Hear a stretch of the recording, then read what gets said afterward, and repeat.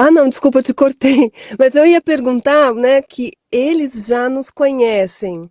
Então, Sim. que história é essa, assim? Fala aí pra Isso tem a gente. ver com o que acontece, né? As 49 raças, na verdade, somos nós, no Somos futuro. nós. Somos nossos eus superiores, entendeu? São os nossos eus matriciais.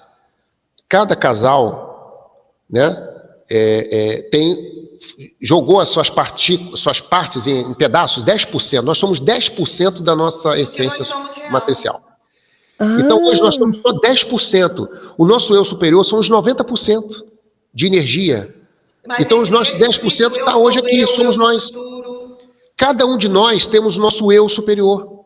E 7 partes aqui, alguns se dividiram E em 7. sempre em casais, existe a polaridade, porque no universo só existe o masculino e o feminino, polaridade positiva e negativa. Então precisa do entrelaçamento dessas duas polaridades, masculino Que e é a feminino. energia do Kundalini.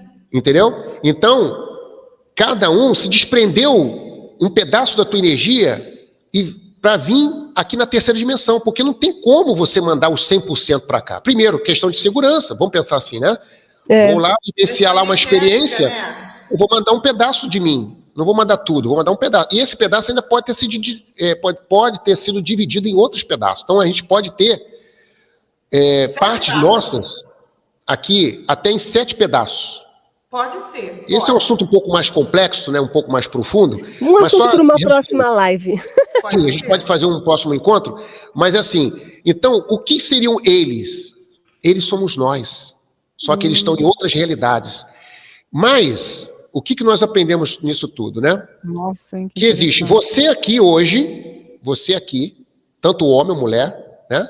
Só que você, essência masculina, sempre vai ser masculino em tudo, tá? E você, feminina, sempre vai ser feminina em tudo. Então, o que acontece? Existe nós aqui hoje, existe o seu eu do futuro, que está no futuro e transmutado, e existe o seu eu matricial, Nossa. que chamamos também de eu superior. E aí o eu sou eu, né, Marcelo? E existe também o eu sou eu, que é o quê? É a junção do casal. O casal matricial, né, com polaridade masculina e feminina, se entrelaçam e se tornam uma energia que falam em unissono. Eles falam em uma mesma tom de voz, as mesmas palavras, tudo junto. Esses seres são os seres, é o chamado de casal de criadores, entendeu? Então, nós também podemos ser seres em dimensões superiores, casal superior. Então, olha infinitas possibilidades que nós temos hoje aqui, no presente.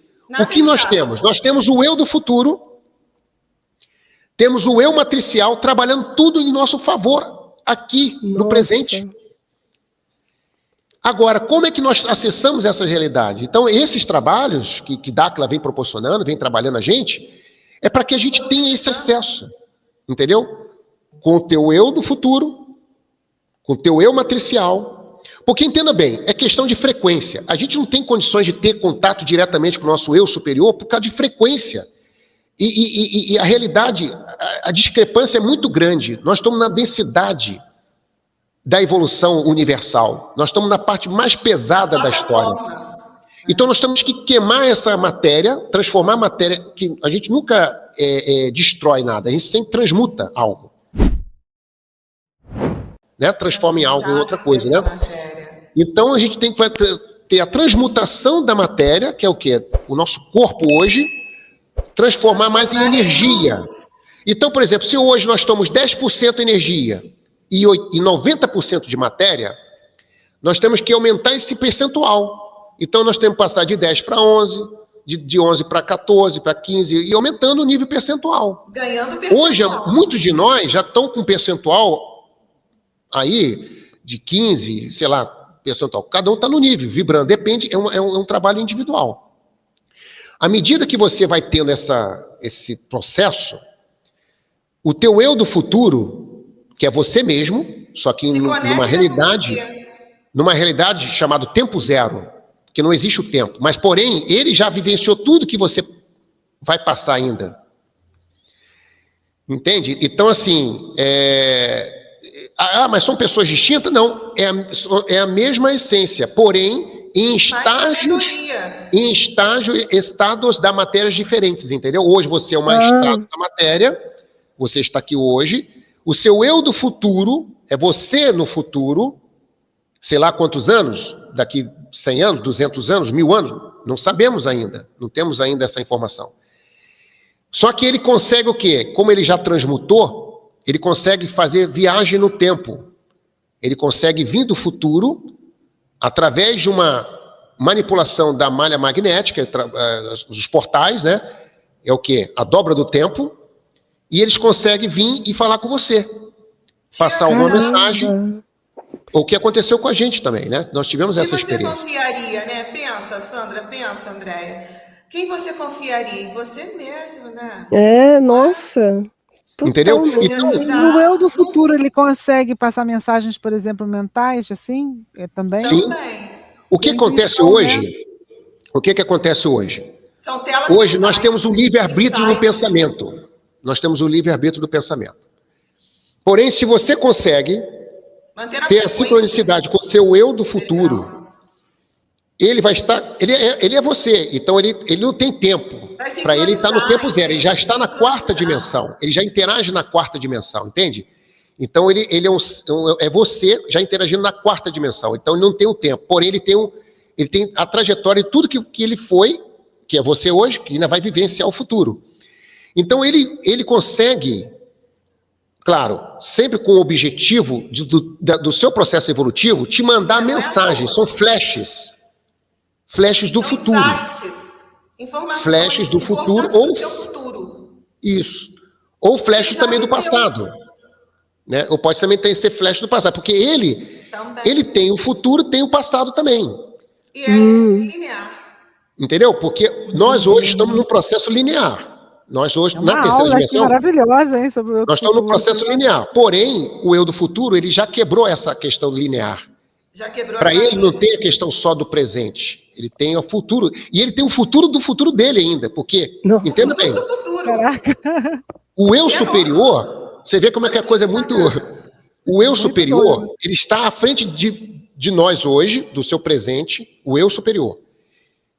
E está à frente do teu eu do futuro, do seu eu do futuro. Quer dizer, ele coordena todos nós. Entenda bem, o eu matricial, o eu superior, ele coordena tanto o eu do futuro e coordena você aqui, no presente.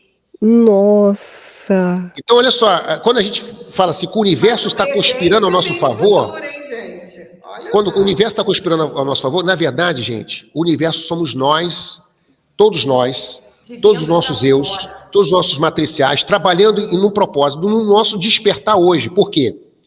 Existe hoje uma janela no tempo. Essa janela... Sabemos que até 2030 existe uma interação que vai favorecer o quê? As pessoas dar um salto quântico, né? Mas a gente tem que se preparar até lá. Não adianta esperar no dia você fala, não, agora eu vou fazer tudo. Não vai dar tempo. Como aconteceu em outras eras. Aconteceu na época dos maias, aconteceu na época dos egípcios. Entendeu? Em todas as civilizações aconteceu a mesma coisa que está acontecendo agora. E os nossos eus, de novo, têm a probabilidade de voltar e ajudar a gente. Porém, você tem que estar neutro, você não pode ter julgamento, por exemplo, das situações que vão aparecer. Né? Mental. Você tem que estar com o mental trabalhando no mental superior. Né? Você não pode estar baixando a frequência, você tem que trabalhar com o mental superior. Você tem que estar desintoxicado, você tem que estar com a energia corpórea, né? A carga elétrica do seu corpo, você tem que estar muito bem, o peso ideal, você tem que estar com os nutrientes do seu corpo, né, alimentando as células, né, alimentando as mitocôndrias, né? Enfim, então todo esse processo faz com que você interage com o teu próprio eu, para você se tornar sábio de si mesmo, para você conseguir ter a resposta do seu momento atual. Porque, entenda bem, é uma tecnologia, nós somos uma própria tecnologia desse processo evolutivo todo.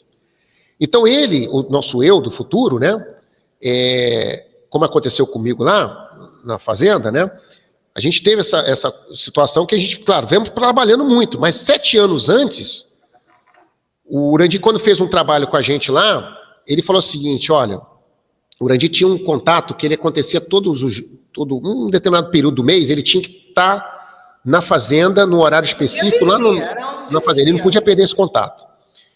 E eu trabalhava com ele, nós viajávamos o Brasil, né, fazendo os eventos, né, de cursos, né, que ele ministrava, eu acompanhava ele nesse período, né, e eu vi o desespero dele quando chegava esse dia. Ele falou, Marcelo, eu tenho que estar na fazenda lá tal dia. Mas aí acontecia os contratempos, né, às vezes o avião atrasava, não sei o quê, tarará, tarará. Mas, olha, gente, ele ficava louco, ele pegava o carro e a gente voava lá para dentro da fazenda.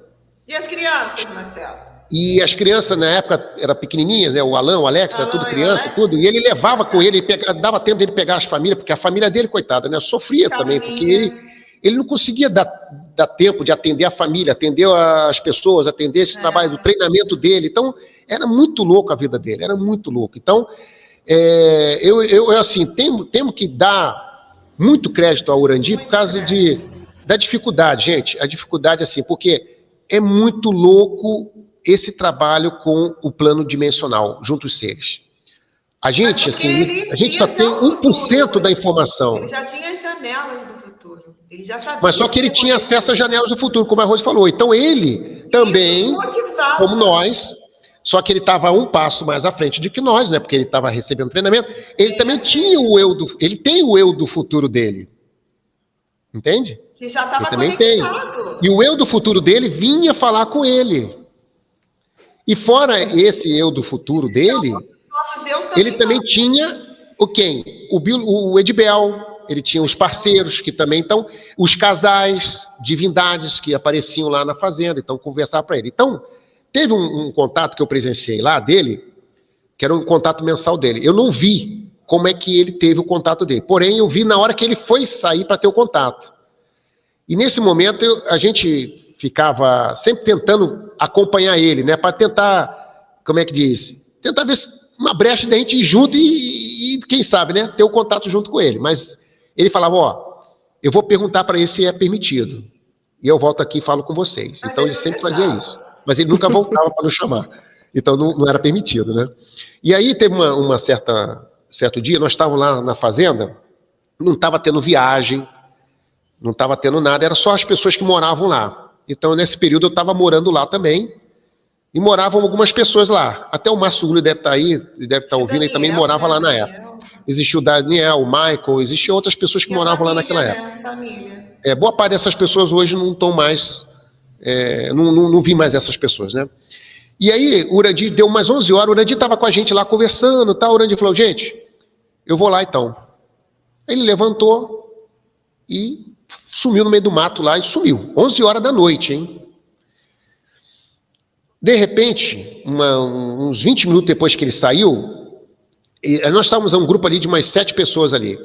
E aí começou a dar um sono muito profundo em todo mundo. Quando dá mas incrível, sono, gente...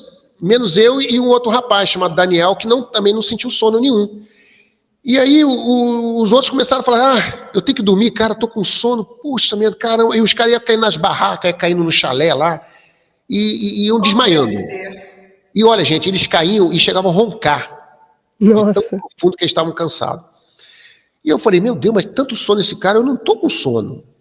Aí eu olhei pro Daniel, o Daniel falou, putz, cara, eu não tô cansado, eu não tô com sono. Você tá cansado? Vai dormir, Marcelo? Eu falei, não. Vamos ficar aqui então, tá? Aí o Daniel queria fumar um cigarro. Eu falei, Daniel, vai fumar cigarro perto de mim não. Vai para longe de mim, vai lá para a cerca lá. Aí ele foi lá fumar o cigarrinho dele lá na cerca lá. Ele era um rapaz assim, muito ansioso na época, né? Então ele, né, toda hora, posso fumar um cigarro? Eu falei assim, vai fumar teu cigarro. Mas não era maconha, nada dessas coisas não, era cigarro normal, né? Aí ele foi para lá, porque lá sempre foi proibido, tá? Essa parte de drogas, essas coisas todas, nós não somos favoráveis a essas coisas, entendeu? Nada que usa alucinógeno, essas coisas nenhuma. Nunca foi permitido isso lá. Porque não precisa disso, tá? Aí ele foi para lá, e eu tô aqui sentado debaixo de um quiosque, e eu tô olhando ele lá e tal, e eu tô aqui. Aí teve um momento lá, tal, que passou-se uns 10 minutos que ele estava fumando, eu resolvi levantar e falei assim, fui lá para perto dele. Falei, Daniel, e aí, cara? Ele estava olhando assim o horizonte. Daqui a pouco escutamos assim um barulho de um enxame de abelhas. E de repente, assim, olhamos assim, vindo um objeto escuro, flutuando por cima da copa das árvores, vindo para perto da gente. Era uma sonda, desse tamanho assim, 1 metro de diâmetro, assim. E ela estava flutuando, gente, uns 50 metros de altura. Estava baixinho. Aí eu falei, Daniel, você está vendo, Daniel? O Daniel falou, tô, cara, vamos ficar parado. Porque a gente aprendeu em Dáquila que quando as luzes está tudo se movimentando, a gente tem que ficar parado. Quando ela para, você vai em direção a ela, né? Então a gente viu que ela estava se movimentando, então a gente ficou parado. Aí quando ela vem flutuando, ela parou na nossa frente. Era um objeto escuro e tinha 2 luzes embaixo dela, assim, que ficava fazendo assim, aumentando o brilho. E essa bolha, era uma bolha assim, escura, um breu, parecia um balão apagado, sabe? Mas ficou parado assim na nossa frente. Na minha cabeça eu pensei assim, caramba, se ela baixar mais um pouquinho, eu já olhei para a cerca, falei, vou bater o pé na cerca ali, vou subir, vou bater a mão nela. Né? Porque eu queria tocar, né? Eu queria sentir o metal, sei lá, o que era aquilo, né? Eu imaginava. O material, né, dela. O material que era aquilo, né? E aí, quando eu pensei isso, ela começou a se deformar. As luzes entraram para dentro dela, as 2 luzinhas que estavam embaixo dela, assim, foi absorvida para dentro dela, e ela começou a se amassar, assim, começou a se formar uma espécie de um tubo, um cilindro, mais ou menos de 1 metro, assim. E aquele cilindro, assim, começou a subir. Começou a subir. E atravessou as nuvens e sumiu para cima das nuvens. Eu falei, Daniel, o que a gente vai fazer? Será que isso é um sinal? Será que os seres lá que estão falando com o Urandi é para a gente ir lá? Mas é onde ele está? E ficamos naquela loucura, né? Ele falou, pô, vamos esperar para ver se ele vai vir buscar a gente aqui, porque a gente viu uma coisa extraordinária. É do contato onde ele está. Aí o Daniel falou, putz, vamos esperar então. Nesse momento, já era o quê? Quase 1 hora da manhã. E nada do Urandi aparecer. Deu 2 horas da manhã, nada do Urandi aparecer. 3, 4, 5 horas da manhã o Urandi veio. Nossa, que contato longo. Imagina o que o cara sofreu, né? Gente, era isso que ele passava o tempo todo. Não tinha hora, não tinha momento. Os parceiros acordavam ele 3 horas da manhã e falavam, vai pra mata agora. Ele tinha que levantar e ir pra mata. Então, assim, a gente tem essa visão assim, eu quero ter contato, quero não sei o quê.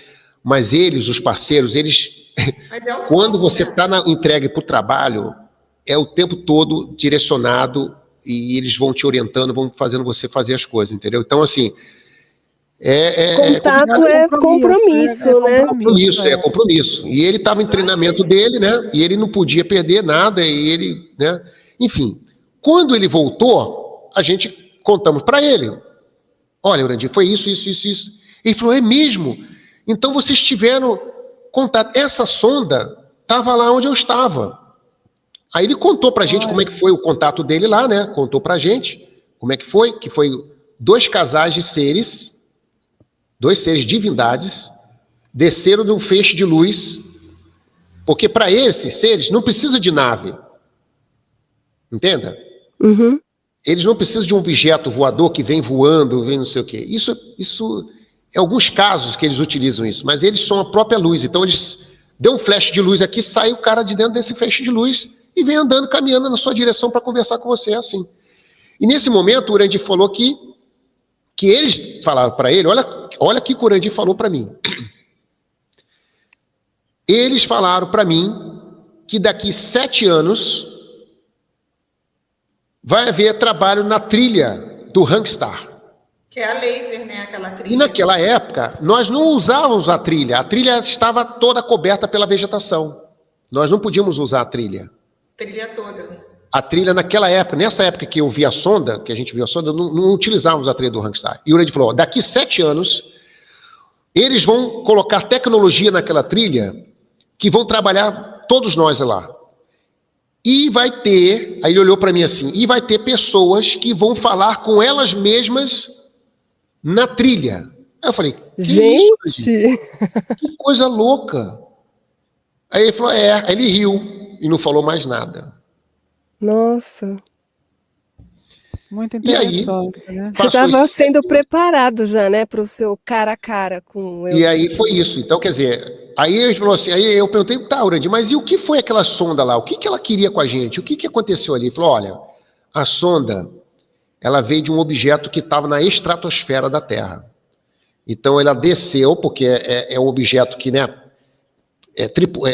tem uma mente inteligente que controla. Então ela desceu, veio criar aqui uma segurança no local, só que ela não desceu para vocês tocar nela porque tinha alguma frequência de pessoas que não estavam na energia. E exatamente tinha pessoas perfurando o poço, que eram pessoas de uma empresa que a gente contratou para fazer a perfuração do poço, na época, o poço lá. E essas pessoas estavam dormindo a uns 100 metros de distância da gente. Então, ele falou, essa sonda só não desceu por causa da energia deles. Porém, ela fotografou vocês, registrou tudo que vocês tinham, o pensamento, a roupa que vocês estavam usando, tudo de vocês foi registrado e foi levado para dentro da nave. Nossa. Que Que incrível. por algum objetivo para o futuro, né? Com certeza. E aí tal. E aí a gente ficou com aquilo na cabeça tal, mas na minha cabeça, gente, São não passou nada experiências, dessa coisa do futuro, de você falar com você mesmo e tal. Passou 7 anos, né? Já tinha esquecido todo aquele trabalho lá. 7 anos depois passou, teve uma viagem, e era a viagem que estava tendo alguns trabalhos na trilha. Aquela trilha lá, as pessoas têm que, sempre que for lá, tem que passar por aquelas trilhas. A trilha do Rangstar. Passa de trás para frente, de frente para trás. Gente, Tem vocês não muita sabem ali. tecnologia. Ali tem muitas tecnologias ali que os parceiros colocaram ali para trabalhar as pessoas. Trabalhar a consciência e razão, trabalhar a aura, trabalhar o nível mental, entendeu? Meridianos. Equilibrar né, o tic-teco, enfim, tudo ali é com esse propósito, entendeu? E a caminhada, o esforço físico, tudo tem um propósito, entendeu? Para isso. Então, Ativa, né? faço isso ali na trilha. As tecnologias estão ali, os portais estão ali, entendeu? Enfim, então, chegou o dia de ter os contatos na trilha. Mas o que eram esses contatos na trilha? Eram vozes, eram parceiros que apareciam, divindades que apareciam, Casais. né? Seres, casais, almas gêmeas que apareciam Passando lá. compromisso. Passando compromisso, passando missões das pessoas naquela época, entendeu?